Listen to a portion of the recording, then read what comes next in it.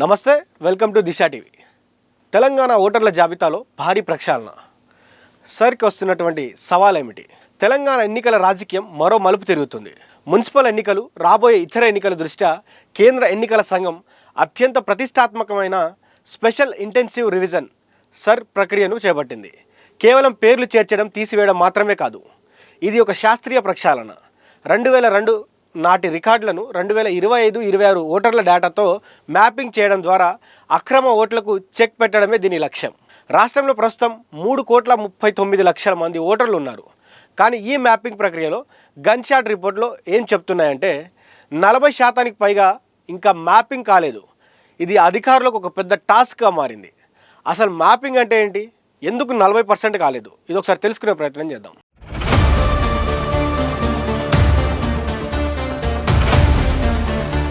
ఈసారి ఎన్నికల సంఘం చాలా సీరియస్గా ఉంది.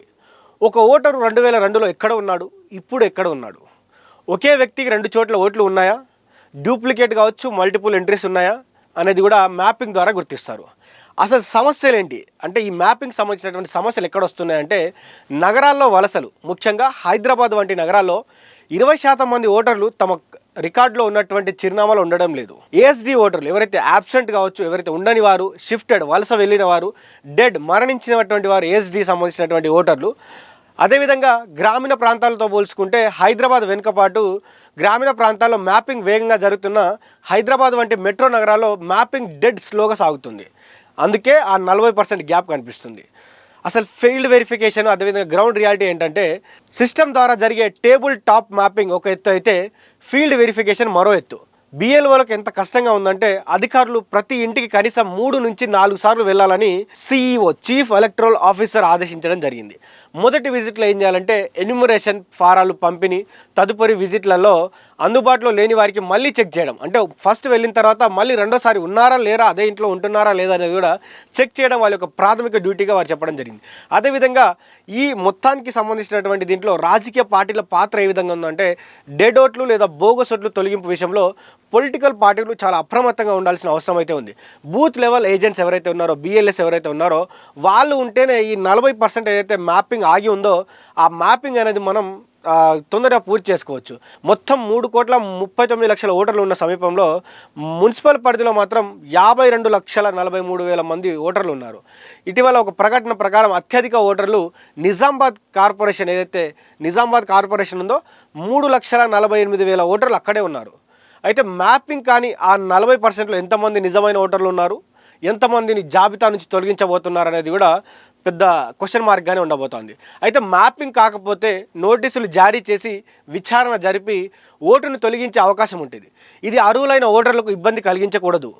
అయితే దీనికి సంబంధించినటువంటి కొన్ని సూచనలు ఏంటంటే, ఓటర్ల జాబితా ప్రక్షాళన అనేది ప్రజాస్వామ్యానికి మంచిదే, కానీ 40% పెండింగ్ అనేది అధికారులపైన ఉన్న పని ఒత్తిడిని క్షేత్రస్థాయిలో గందరగోళాన్ని సృష్టిస్తుంది.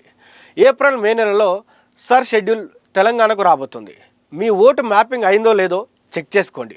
ఒకవేళ మ్యాపింగ్ కాకపోయినా సర్ సమీపంలో ఫారం 6 ప్రకారం దాని వివరాలు సమర్పించి మీ ఓటును కాపాడుకోవచ్చు. తెలంగాణ పౌరులారా, ఓటు అనేది కేవలం ఒక పత్రం కాదు, అది మన భవిష్యత్తును నిర్ణయించే ఆయుధం. కాబట్టి ప్రస్తుతం రాష్ట్ర వ్యాప్తంగా సాగుతున్న ఈ స్పెషల్ ఇంటెన్సివ్ రివిజన్ సర్ ప్రక్రియలో మీ ఓటును భద్రంగా ఉందో లేదో చూసుకోవాల్సిన బాధ్యత కూడా మీ పైన ఉంది. ముఖ్యంగా 40% పైగా మ్యాపింగ్ పెండింగ్లో ఉన్న నేపథ్యంలో మీ పేరు ఓటర్ల జాబితాలో ఉందా లేదా చూసుకోండి. అదే సాంకేతిక కారణాల వల్ల ఏమైనా ఇబ్బంది తలెత్తిందా అన్నది కూడా వెంటనే తనిఖీ చేసుకోండి. 2002 రికార్డుల ఆధారంగా జరుగుతున్న ఈ క్షేత్రస్థాయి వెరిఫికేషన్ సమయంలో బిఎల్ఓలు పూర్తిగా సమాచారం ఇచ్చి సహకరించే ప్రయత్నం చేయండి. మీరు ఒకవేళ ఇల్లు మారినా లేదా చిరునామాలో మార్పులు ఉన్నా తక్షణమే అప్రమత్తమై అధికారులను సంప్రదించండి. జాబితాలో మీ పేరు లేకపోతే ప్రజాస్వామ్యంలో మీ గొంతు మోగబోతుంది. అందుకే ఈ నిర్లక్ష్యం వీడండి. ఓటర్ల జాబితాలో మీ పేరు నిర్ధారించుకొని బాధ్యతాయుతమైన పౌరుడిగా తెలంగాణ అభివృద్ధిలో భాగ్యస్వాములు కావాలని ఆశిస్తున్నాం. మీ ఓటు మీ హక్కు, అది దేశ గతిని మార్చే శక్తి. కాబట్టి మీరు ఆ ఓటుని కాపాడుకునే ప్రయత్నంలో మీ ఓటు ఎక్కడ ఉంది, ఎన్నిసార్లు మీరు ఇల్లు మారారు, ఇల్లు మారిన తరుణంలో మీరు ఆ ఇంటికి సంబంధించినటువంటి డాక్యుమెంట్స్ అందరూ కూడా మరి అప్డేట్ చేసుకున్నారా, మీ ఓటు మీ ఊర్లో ఉందా లేకపోతే మళ్ళీ హైదరాబాద్లో ఉందా, మీరు హైదరాబాద్లో ఒక ఓటు మళ్ళీ ఊర్లో ఇంకో ఓటు ఉంటే కూడా మీకు ప్రమాదం జరిగే అవకాశం ఉంది. కాబట్టి మీ ఓటును కాపాడుకునే ప్రయత్నంలో మీరు ఉండాలి. అదేవిధంగా రాజకీయ పార్టీలు కావచ్చు, సినీ సెలబ్రిటీస్ కావచ్చు, ఎవరున్నా కూడా ఈ సర్ అనే ఒక అంశం ఏదైతే ఉందో దానిపైన అవగాహన కల్పించే విధంగా చాలామంది ప్రజలకు అసలు ఈ సర్ అంటే ఏంటో తెలియదు. స్పెషల్ ఇంటెన్సివ్ ఏదైతే జరుగుతుందో దీనికి సంబంధించినటువంటి ఈ స్పెషల్ ఇంటెన్సివ్ రివిజన్ ఎందుకు జరుగుతూ ఉంది, ఈ దేనికోసం జరుగుతూ ఉంది, దొంగ ఓట్లు బోగస్ ఓట్ల వల్ల మనం అనుకున్నటువంటి నాయకుడు కూడా కొన్నిసార్లు గెలవలేకపోతా ఉన్నాడు. ఒక్కొక్కరికి 2 ఓట్లు 3 ఓట్లు ఉండేసి కొంతమందికి వేరే ప్రాంతం వారికి కూడా ఇక్కడ దొంగతనంగా ఓట్లు ఇప్పించి కూడా వారి ద్వారా ఓట్లు వేపిస్తున్నటువంటి పరిస్థితి కూడా మనం చాలాసార్లు గమనించాం. సో ఇవన్నీ పరిస్థితులు తొలగాలంటే ఈ సర్ అనే ఒక ఇంటెన్సివ్ రివిజన్ అయితే జరుగుతూ ఉందో స్పెషల్ ఇంటెన్సివ్ రివిజన్ అది జరగాలి. అది జరిగిన తర్వాత మనకు ఆ ఓటు యొక్క గొప్పతనం తెలుసుకుని ఆ ఓటును మనం ఎందుకు కాపాడుకోవాలనే దాన్ని కూడా అటు ఎన్నికల సంఘం పలుమార్లు చెప్తానే ఉంది. అదేవిధంగా రాజకీయ నాయకులు కూడా దీంట్లో పాల్గొని దీని యొక్క గొప్పతనం ఏంటి, అసలు సార్ ఎందుకు రాబోతా ఉంది, దానికి సంబంధించినటువంటి అప్డేట్స్ కూడా ఎప్పుడప్పుడు ప్రజలకు అందిస్తూ ఉండాలి. అదేవిధంగా ఓటు ఎందుకు ఇంత ఇంపార్టెంట్ అంటే ఓటుకు సంబంధించినటువంటి మనం చాలాసార్లు వినడం జరిగింది. ఓటు మనకు ఉంటే ఎంత గొప్పతనం ఉంటే, ఓటు మన దగ్గర ఉంటే ఎవరెవరైతే రాజకీయ నాయకులు మీ గడప తొక్కనటువంటి వారు కూడా మీ గడపను తొక్కి మిమ్మల్ని హక్కును చేర్చుకునే పరిస్థితి ఉంటుంది. అదే మీకు ఓటు లేకపోతే ఎవరు పట్టించుకోరు. మనం ఎగ్జాంపుల్గా తీసుకుంటే విద్యార్థులు ఎవరు పట్టించుకోరు, విద్యా సంస్థలు ఎవరు పట్టించుకోరు, ఎందుకంటే విద్యార్థులకు ఓటు లేదు కాబట్టి. అదే ఓటు ఉన్నటువంటి ముసలి వాళ్ళని కూడా పింఛన్లు ఇస్తామని చెప్తారు, అది ఇస్తామని చెప్తారు, చాలా రకాలైనటువంటి ప్రలోభాలకు గురి చేస్తారు, ఎందుకంటే ఓటు ఉంది కాబట్టి.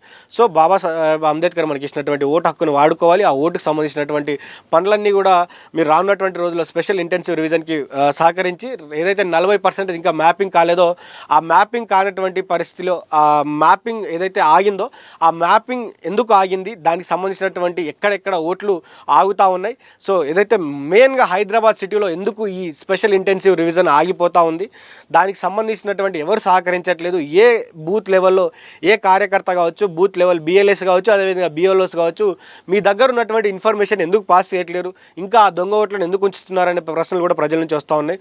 సో ఆ దొంగ ఓట్లు ఏవైతే ఉన్నాయో ఆ ఓట్లను కూడా తీసివేసే ప్రయత్నం చేయండి. ఆ ఓట్లు మనకు అవసరం లేదు. ఆ ఓటు మనకు లేకుండా ప్రజాస్వామ్యంలో ఏదైతే డెమోక్రటిక్ కంట్రీలో ఏవైతే నిజంగానే ఓట్లు ఉన్నాయో, ఎంతమంది ఓటర్లు ఉన్నారో అంతమంది ఓటర్లు మాత్రమే ఉండే విధంగా చూసుకోవాలి. ఎందుకంటే ఇప్పటికే కొన్ని లెక్కలు చెప్తా ఉన్నాయి 3,39,39 లక్షల మంది ఉన్నారని. అది నిజమా? మరి దాంట్లో ఎన్ని వేల మంది తప్పుకుంటారు, ఎన్ని లక్షల మంది తప్పుకుంటారు, ఎక్కడెక్కడైతే డబుల్ ఓట్స్ ఉన్నాయో, ఎవరైతే చనిపోయారో, ఎవరైతే చనిపోయినటువంటి వ్యక్తుల ఓట్లు కూడా ఇంకా నమోదయ్యే ఉన్నాయి. సో ఆ ఓట్లను కూడా ఎప్పటికప్పుడు తొలగించే విధంగా కూడా బిఎల్ఓలు చర్యలు తీసుకోవాలి. అదేవిధంగా ఆ బిఎల్ఏస్ కూడా ఎవరైతే ఉన్నారో పార్టీకి సంబంధించినటువంటి ప్రతి ఒక్క బిఎల్ఏ ఉంటాడు కాబట్టి ఆ బిఎల్ఏ ఓటును ఏ విధంగా అక్కడ నుంచి తొలగించాలి, ఈ పలానా వ్యక్తి చనిపోయాడు మా ఊర్లో అని చెప్పి కూడా వారు స్వయంగా వెళ్ళి ఆ ఓటును తీపిచ్చే విధంగా కూడా చర్యలు తీసుకుంటే ప్రజాస్వామ్యంలో ఓటుకు వాల్యూ ఉంటుంది. సో ఓటును మనం వేసినటువంటి ఓటు గెలిచే విధంగా ఆ ఓటు వెళ్తుంది కాబట్టి ఓటుకు సంబంధించినటువంటి గొప్పతనం తెలుసుకోవాలి, ఓటు ఎందుకు అవసరం అనేది కూడా తెలుసుకోవాలి, ఓటు ద్వారా మనకి ఎన్ని హక్కులు లభిస్తాయి, ఓటు ఒక్క హక్కు మన దగ్గర ఎందుకు బాబాసాహెబ్ అంబేద్కర్ మనకు కావాలనుకున్నాడు, వచ్చినటువంటి ఓటును ఏ విధంగా ఉపయోగించుకోవాలి, ఇవన్నీ కూడా ప్రజలు తెలుసుకోవాలి. రాజకీయ నాయకులు, సంఘ సంస్కర్తలు, సినిమా హీరోలు కూడా ఎవరైతే ఇప్పుడు ఈ రోజులో సోషల్ మీడియాలో చేస్తున్నటువంటి ఇన్ఫ్లుయెన్సర్ కూడా ఈ ఓటు యొక్క విలువను ప్రజల దగ్గర తీసుకుపోయి ఓటును ఎందుకు అప్డేట్ చేసుకోవాలి, ఓటు ద్వారా మనకి ఎన్ని లాభాలు ఉన్నాయో కూడా ప్రజలకు చెప్పే ప్రయత్నం చేయాలి. ఇట్లాంటి సమయంలోనే ఓటు యొక్క విలువ తెలుసుకోవాలి. అదేవిధంగా కేంద్ర ప్రభుత్వం పంపిస్తున్నటువంటి ఎలక్టోరల్ ఆఫీసర్లు ఎవరైతే ఉన్నారో, అదేవిధంగా రాష్ట్రంలో ఉన్నటువంటి ఎలక్టోరల్ ఆఫీసర్ ఎవరైనా మీ ఇంటికి వచ్చి ఏదైనా ఇన్ఫర్మేషన్ అడిగితే వారికి మీరు సహకరించే విధంగా ప్రతి ఒక్క ఇన్ఫర్మేషన్ ఇవ్వండి. మీ ఓటుకు సంబంధించి కావచ్చు, మీ క్యాస్ట్కి సంబంధించింది కావచ్చు, మీ ఇన్కమ్ సంబంధించినట్టు కావచ్చు, ప్రతి ఒక్కటి సంబంధించినటువంటి మీ ఆధార్ కార్డు దగ్గర నుంచి మొదలు పెట్టుకుంటే పర్టికులర్ అధికారి ఏ కార్డులు మిమ్మల్ని అడుగుతారో అవన్నీ ఇచ్చి సహకరించి మీ ఓటును నమోదు చేయించుకొని, మీ ఓటును అప్డేట్ చేయించుకొని, మీ ప్రాంతాన్ని అప్డేట్ చేయించుకొని వచ్చినటువంటి అధికారిని ఎవరైతే ఉంటారో వారికి సహకరించే ప్రయత్నం చేయండి. ఓటును కాపాడుకుందాం, ఓటు హక్కును కాపాడుకుందాం, అప్రమత్తంగా ఉందాం, మన ఓటును మనమే వేసుకుందాం, మన ఓటును వృధా కానియకుండా అప్రమత్తంగా ఉందాం, ఓటు హక్కును కాపాడుకుందాం, ఓటు యొక్క గొప్పతనాన్ని ప్రజలకు చాటుకుందాం, ఓటు ద్వారా నిజమైన నాయకుడిని ఎన్నుకుందాం, ఓటు యొక్క విలువను తెలుసుకుందాం. చూస్తూనే ఉండండి దిశ టీవీ.